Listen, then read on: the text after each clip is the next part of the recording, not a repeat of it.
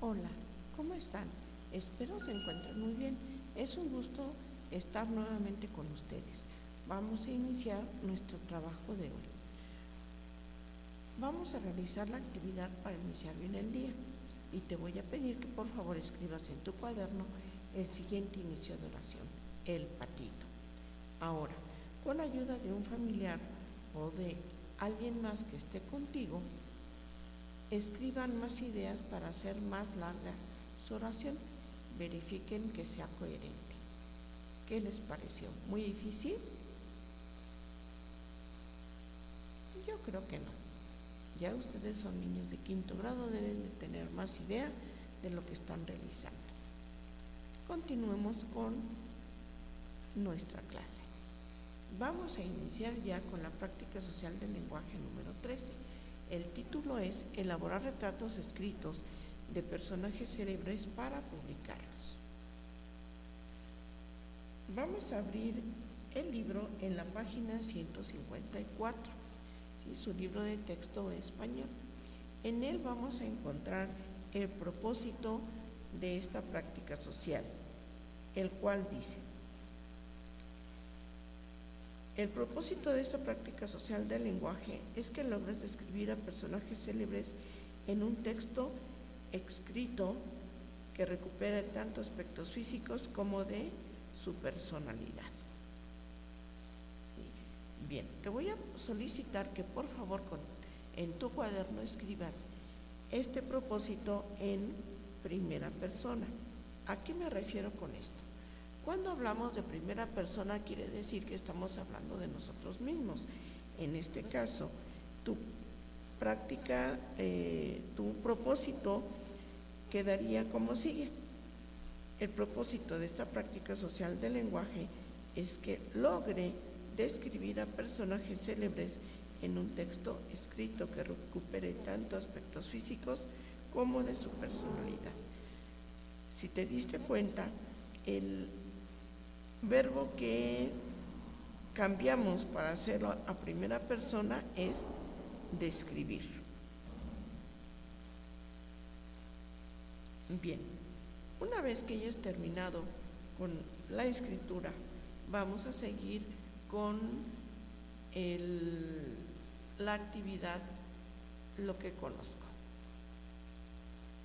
Esta está en la página 155 de tu libro de texto, ¿sí?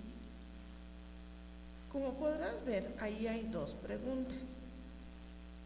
¿Has leído descripciones de personas célebres? ¿Por qué crees que sean importantes?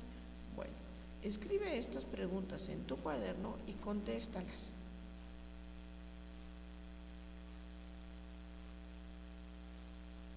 A continuación, vamos a leer en voz alta las tres lecturas que están en las páginas 155 y 156. Una de ellas se llama Un indio zapoteco llamado Benito Juárez. Este es el fragmento de un escrito más largo y fue escrito por Fernando Benítez. En 1806 nació Pablo Benito, hijo de Marcelino Juárez y Brígida García, en la pequeña aldea de San Pablo de la Tao, del distrito de Ixtlán, Oaxaca, habitada por 20 familias zapotecas. Desde las cimas de los montes cercanos a la aldea se podían vislumbrar los fecundos llanos centrales, la ciudad de Oaxaca y casi inadvertidas las ruinas de Monte Albán, a las que nadie prestaba atención. A los 3 años quedó huérfano de padre y madre y en compañía de sus hermanas María Josefa y Rosa fue recogido por sus abuelos paternos Pedro Juárez y Justa López, mientras que María Longinos, la hermana más pequeña, fue entregada a Cecilia García, tu tía materna. Muertos sus abuelos, Benito pasó al cuidado de su tío Bernardino Juárez. A los 5 años, como todos los niños indígenas, Benito ayudaba en el cultivo de una pequeña parcela y, acompañado de su flauta de carrizo, también era pastor de unas cuantas ovejas. Su tío, a quien quería mucho, sabía algunas palabras de español y le daba clases los sábados. Era tanto su empeño en aprender que el propio Benito llevaba las disciplinas para ser castigado si incurría en alguna falta. En Guelatao no había escuelas ni iglesia y los muchachos iban a la ciudad de Oaxaca como criados, a veces sin sueldo, a cambio de que pudieran estudiar. Esa era la costumbre adoptada por los pobres de todo el distrito de Ixtlán para lograr que sus hijos se educaran. A pesar de la miseria en que vivía Benito, no faltaba ni alguna felicidad. El domingo, los niños del pueblo emprendían cacerías de conejos o pájaros y con suerte cazaban algún venado o bien. Se embarcaban en un bote de remos para pasear en la pequeña laguna cercana a Guelatao. Una tarde los sorprendió un ventarrón. Los niños abandonaron el bote y nadando llegaron a la orilla. Solo Benito no abandonó la canoa y soportó la tormenta toda la noche en su frágil embarcación. A la mañana siguiente desembarcó sano y salvo, lo que dio lugar a un dicho usado hasta la fecha: a mí me hizo lo que el viento a Juárez. ¿Cómo ven este fragmento de la vida de Benito Juárez? Interesante. ¿Conocían todas estas descripciones que nos dieron de él? Bien, vamos a leer el siguiente texto. Háganlo junto conmigo en voz alta. Brandon, que se escuche bien, que te oigan lo que estás leyendo, ¿sí? Emiliano, igual, traten de seguir la lectura. Vamos a comenzar. ¿Qué es un programa de computadora? Un programa es como el guión de una obra en la que la computadora es el actor. El programa explica a la computadora exactamente lo que hay que hacer y decir en cada acto. Una vez que se ha cargado el programa en la memoria, la función debe empezar. La computadora lee el programa línea por línea, lo decodifica o traduce a ceros y unos y luego ejecuta las instrucciones. Un programa está compuesto por muchas órdenes simples del tipo acepta datos del teclado o decide cuál de estos dos números es mayor. La combinación de estas tareas simples en un programa permite que la computadora realice acciones más complejas y sofisticadas. Los programas con funciones externas, como sumar números u ordenar ficheros, se llaman programas de utilidades. Los programas extensos, conocidos por la mayoría de la gente, como los procesadores de texto, las hojas de cálculo y los juegos, se denominan aplicaciones, puesto que una computadora únicamente hace lo que le dicen. Hay que escribir los programas con cuidado para obtener el resultado adecuado. La función del programa. Una computadora carga un programa y lo almacena en su memoria. Luego las órdenes son analizadas una por una en secuencia y decodificadas por el controlador. Este manda impulsos eléctricos y da instrucciones a los diferentes dispositivos para realizar las tareas especificadas. Por ejemplo, si la primera orden se refiere a una introducción por teclado, se activa una señal hacia el teclado autorizándole para aceptar datos de entrada del operador. Cuando éste introduce los datos, se almacena y la computadora pasa a la siguiente orden del programa. ¡Oh, qué interesante! ¿Ustedes conocían algo de esta información? Si alguno la conocía, qué bueno. Bien, continuemos con el siguiente texto. Lo que solo uno escucha. También es un fragmento de José Revueltas y dice: lean conmigo en voz alta. La mano derecha, humilde, pero como si prolongase aún el mágico impulso, descendió con suma tranquilidad a tiempo de que el arco describía en el aire una suave parábola. Eran evidentes la actitud de pleno descanso, de feliz desahogo y cierta escondida sensación de victoria y dominio, aunque todo ello se expresara con timidez y vergüenza, como con miedo de destruir algún íntimo sortilegio o de disipar algún secretísimo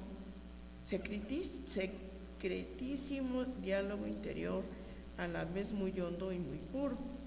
La otra mano permaneció inmóvil sobre el diapasón, también víctima del hechizo y la alegría, igualmente atenta a no romper el minuto sagrado, y sus dedos parecían no atreverse a recobrar la posición ordinaria, fijos de estupor, quietos a causa del milagro. Aquello era increíble, mas con toda la expresión del rostro de Rafael mostrábase singularmente paradójica y absurda. Una sonrisa tonta vagaba por sus labios y se diría que de pronto iba a llorar de agradecimiento, de lamentable humildad. No puede ser, no es cierto, es demasiado hermoso, balbuceó, presa de una agitación extraña y enfermiza. Apartó el violín debajo de su barbilla y oprimiéndolo luego con el codo, la mano izquierda libre y sin que la otra abandonase el arco, se puso a examinar ambas, flexionando ridículamente los dedos, una y otra vez, como si los quisiera desembarazar de un calambre. No puedo creerlo, es demasiado, repitió. Muy bien. ¿Qué les pareció este otro texto? Como que un poquito más difícil de entender, creo yo, pero bueno, vamos a ver qué nos pide nuestra siguiente página del libro, la 157. Conversa con tus compañeros y maestros acerca de las descripciones que se realizan en los tres textos. Como no estamos contigo y no estás con tus compañeros, pues hazlo con tu familia. Y contesten en su cuaderno las siguientes preguntas. ¿Qué es lo que describen? ¿Qué es lo que describe el primer texto? Describe a Benito Juárez en su infancia. Describe qué hacía, cómo se divertía. Bien, el segundo texto nos describe qué es y cómo es un programa. Y el tercero describe a una persona tocando música. ¿Cómo lo hacen? ¿Cómo se describen estos fragmentos de texto? Describen características de los personajes, cosas y las acciones que hacen.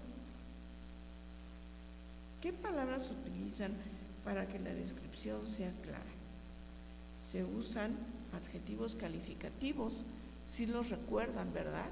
Se ha hablado mucho de que estas palabras nos ayudan a dar un mayor énfasis a la descripción, ya sea de una persona o de alguna cosa, de alguna actividad. Bien.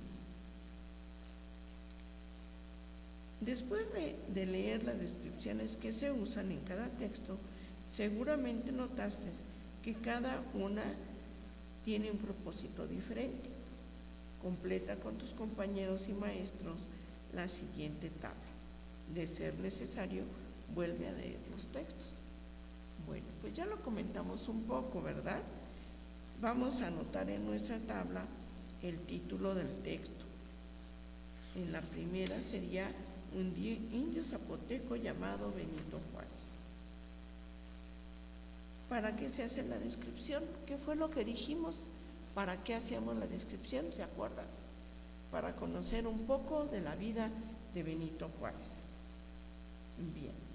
Luego nos pide que escribamos un fragmento del texto que se leyó. Ustedes escojan alguno de los párrafos y escríbanlo en el recuadro que tienen ahí. En el segundo texto vamos a anotar el título que es ¿qué es un programa de computadora? Como ya mencionamos, Aquí nos habla de los programas de una computadora y los diferentes tipos que existen. Y también nos pide que escribamos un breve fragmento de lo que leímos. Escojan un parrafito, el que más les haya llamado la atención.